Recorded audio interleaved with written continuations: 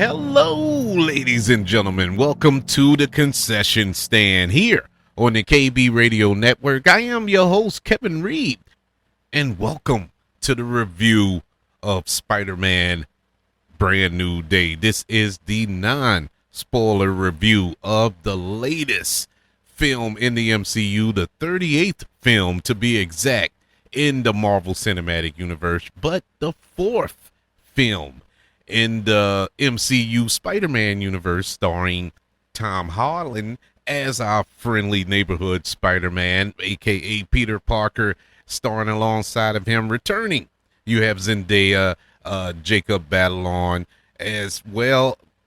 Joining them on this new Spidey adventure, you have Jon Bernthal reprising his role as Frank Castle, the Punisher. Mark Ruffalo coming in as Bruce Banner. Sadie Sink is in this film as well. And in the film, Peter Parker protects New York City as the hero Spider-Man, and he also investigates a powerful new threat while his superpowers undergo a surprising and potentially dangerous evolution. You know, I have enjoyed Tom Holland as Peter Parker Spider-Man throughout the MCU, not just in his own solo films, but also in Civil War, in Infinity War, and Endgame. You know, he has been a welcome addition to the MCU and the most consistently good addition to the MCU as of late. You know, Marvel has been on the ropes with some of their releases as of late, and the one good consistent thing has been Spider-Man. All of those films have been good to great. You know, even the one that I felt was lower tier as far as Spider-Man movies is concerned, I still enjoy greatly, and that was Far From Home. But going into this one, you already got a different feel, you know, going by the trailers and what we were left with at the end of No Way Home. You knew that this was a different direction that we were going with this film, as well as this character of Peter Parker. And with a new direction, we move from John Watts, who directed the previous three films, and this go around we get Destin Daniel Cretton directing this film. And you know, he directed Shang-Chi and the Legend of the Ten Rings, which is a little diversive, but I think the majority of people enjoyed Shang-Chi, me being one of those people. I really enjoyed that movie. I thought it was good. Yeah, the third act got kind of CG heavy and convoluted, but you know, overall it was a pretty good film. And at one time he was tapped to direct the next Avengers film, which was the Kang Dynasty, but once Marvel moved away from the Kang story, he moved on as well over to Spider-Man nonetheless. But I was curious to see how his take of this character was going to be. And going by the trailers, I was excited because it looked like we were going to get this more grounded, true to form Spider-Man that we got from the comics. You know, the street level Spider-Man who fought street level villains. And I was so excited to see that. You know, not Spider-Man didn't necessarily deal with global threats as much as he dealt with in the previous films, at least in the comics. You know, yes, of course he teamed up with the Avengers and even the X-Men and the Fantastic Four. You know, he in the comic books, yeah, they had their team ups, but for the majority of his long run in the comic books, he's been a street level guy. And I wanted to get back to that. Let's get back to the roots of this character.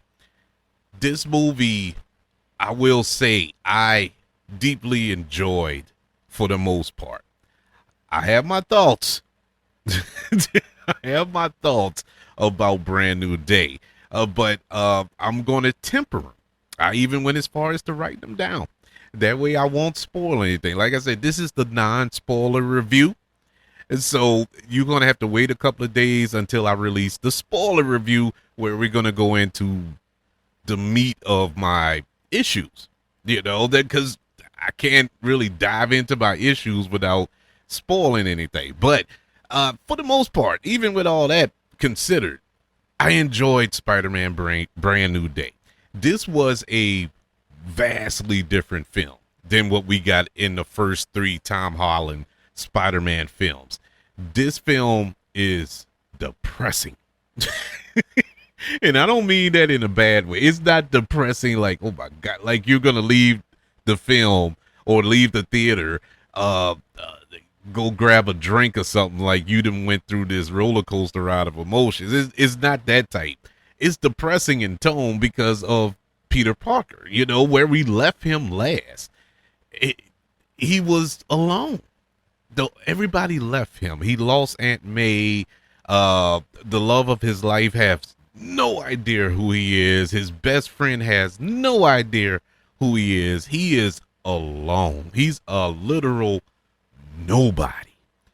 And he has to deal with that. He has to carry that burden with him. But try to balance it out with being your friendly neighborhood Spider-Man at the same time, And it's taking its toll on him. And this film does an excellent job of displaying that. If anything you could take away from it, it really does a good job of deep diving into Peter Parker's emotions, into what he's dealing with and how he's handling it. And it is depressing because you're Peter Parker. As you're watching this, you are truly seeing it from his POV. He is going through the ringer as far as emotions are concerned, and this triggers this evolution in his body, where he is becoming something else. That was more of a physical manifestation of what he's going through mentally, and I thought that was a really, really good choice and direction that they took this character in. Coming in at a close second of my favorite things about this film had to be New York City. Even though this movie I think was filmed in Scotland mostly, but it felt like New York. This is the most grounded superhero movie I've ever seen, let alone Spider-Man movie. And that's going all the way back to Tobey Maguire and Sam Raimi films. This felt street level. This was truly street level. You felt the texture of the buildings, of the streets, of the cars, of the everything, of the people that was walking around. It felt like New York City. I've only been blessed to go to New York City twice in my life, but the two times that I've been there, it's a vibe, man. Like if you go to different places, you feel the vibe. But I felt it in New York. New York has a heartbeat of its own, just like New Orleans. I'm not gonna poo-poo on my town, but it's something about New York City that just has this certain little flair to it. And the film captured that. It felt real. It felt lived in. The world didn't feel like a CGI mess. You know what I'm saying? Like you see in all of these superhero movies these days. It felt real. It felt like you can look up and see Spider-Man swinging from these buildings, I really love that aspect about this movie. It raised the stakes in a sense. It really did. The other aspect of this film that I deeply enjoyed was Tom Holland, Zendaya, and Jacob Batalon. Even though this is the fourth film that these actors have been a part of this franchise and playing these characters, it feels like this, for all three actors, this was their best performance of these characters, hands down. Not even close. It is, Tom Holland was so good in this movie. So good in this movie. It felt like he finally got it. And I'm saying that he always had it. always looked at him like, man, that was the most perfect casting in Marvel history in my eyes. But this movie just felt like he just, just broke free and became Peter Parker and brought it to a level that I really wasn't expecting him to bring it. Zendaya, for the first three films, you can make an argument she is an annoying character of MJ. She is very annoying, and you get the charm of her, the charisma that Zendaya brings to a role. All that's there. She's not a hated character, but you can get where she's kind of annoying. Not in this one. This movie, she's still MJ, just mature, and I think that's the through line throughout this film. It's a mature Spider-Man film as far as, compared to the first three. This is a Spider-Man that's an adult now. MJ is an adult now. Ned is an adult now. So they have to act and speak like an adult, but still keep those little elements, keep that core that you fell in love with throughout the first three films of this franchise. But Zendaya, she brought it in this. Oh my God. There was a scene in here, and I'm not going to get into too deep with it now. I'll talk more in depth with it with the spoiler review. But man, you talking about, oh my God, it was gut wrenching, that scene. And her and Tom Holland was just perfect. I mean, of course their chemistry is fire because they're married. I mean, they've been together forever, so they're gonna have chemistry. But man, it was great. That was a great scene towards the middle of this film. And of course, Ned, Jacob Batalon, he was awesome in this as well. Our new additions to this cast, Jon Bernthal as Punisher. This was probably my favorite. I'm not going to go as far as say his best portrayal of the Punisher in the MCU, but this is definitely my favorite portrayal of Frank Castle in the MCU. I think Jon Bernthal had fun. You could tell he had fun this time, because going back to the Netflix Punisher show, and even when he popped up on Daredevil Born Again and whatnot, and just recently with One Last Kill that's on Disney Plus, is so depressing. He's so moody. He's Frank Castle. He only has one gear. In this film, Frank Castle has several. And it still honors the character perfectly.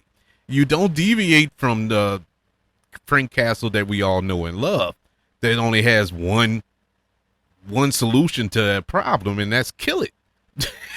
And that's still here in this movie, even though this is a kind of a lighter Frank Castle, but it's not as hardened as we've seen him in the past.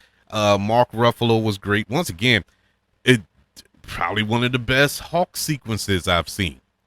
And I'm not joking. This was great. You could, in the MCU, I'm telling you, the scene with, and I'm not spoiling nothing here because it's in the trailer, but the scene with Spider-Man and the Hulk fighting was unbelievable. Probably the best Hulk fight I've seen in the MCU. I have nothing else to say on that.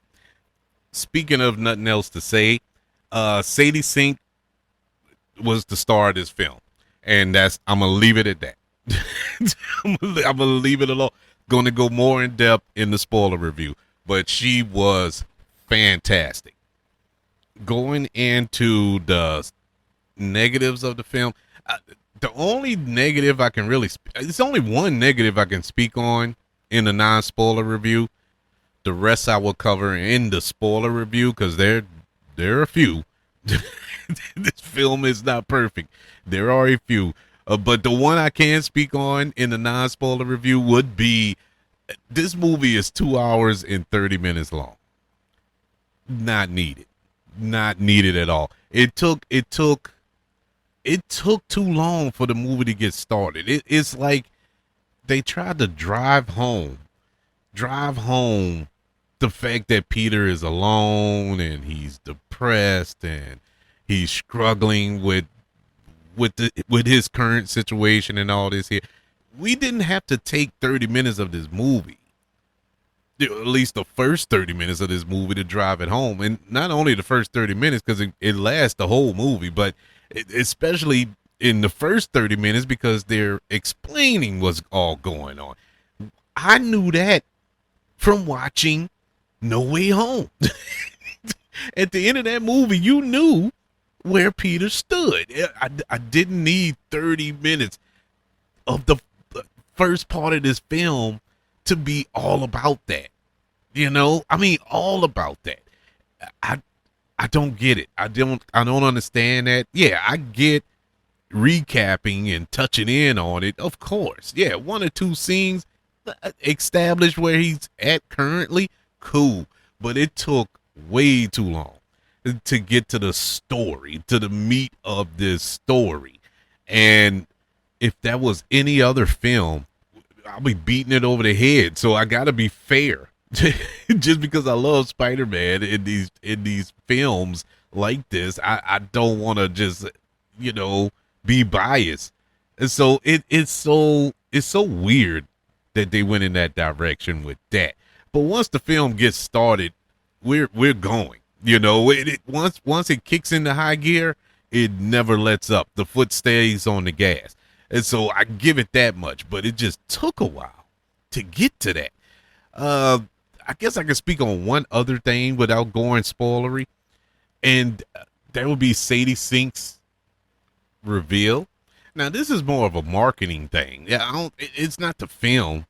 It was a marketing thing. It just, I don't understand that move. I don't understand why hiding her character like that. It just didn't make sense. And finally, when it happens in the movie, you're like, well, pretty much assume that. It's not.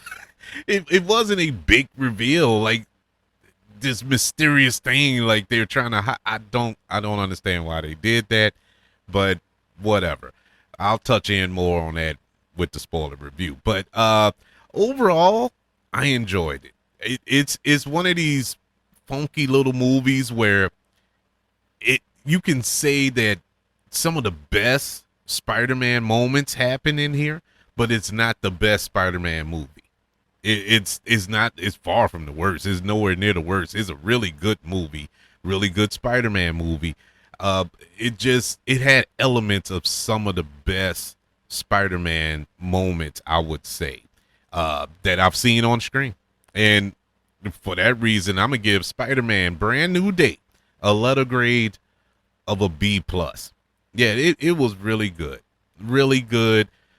Tom Holland proves yet again that he was born to play this role. I was a little scared that maybe he was getting tired of the role. Maybe he would mail this one in. You could tell when to act. I'll give you a prime example.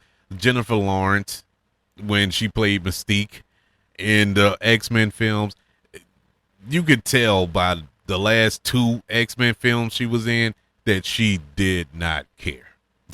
She mailed in those performances with 3 postage stamps. She did not care. She did not want to be there. And you felt it. You felt it through the screen. And I was a little worried that maybe start getting tired of it. I mean, because in a sense, you probably, feel you're getting typecast. You're only known as Spider-Man. But Tom Holland, he's doing some work everywhere. He was just in the Odyssey, and he was phenomenal in that as well. But he really enjoys this character. You could tell he loves playing this role. He brought something different to the role this go around. Zendaya as well, and along with everybody else. So another thing I wanted to mention I was going to save it for the spoiler review, but it's not spoilery. But Tom Holland and Jon Bernthal's chemistry in this movie was absolutely amazing. That was also one of the better elements of this film. I loved seeing Peter Parker and Frank Castle bounce off of each other in this movie, and Jon Bernthal and Tom Holland. They've been friends for a while. Little fact for y'all, in case you don't know, when they were auditioning for Spider-Man and Punisher respectively, they were auditioning with each other. That's how far back they go. They pretty much helped each other get those roles. They filmed each other's audition. That led to Tom Holland getting the Spider-Man role, and it led to Jon Bernthal getting the Punisher role.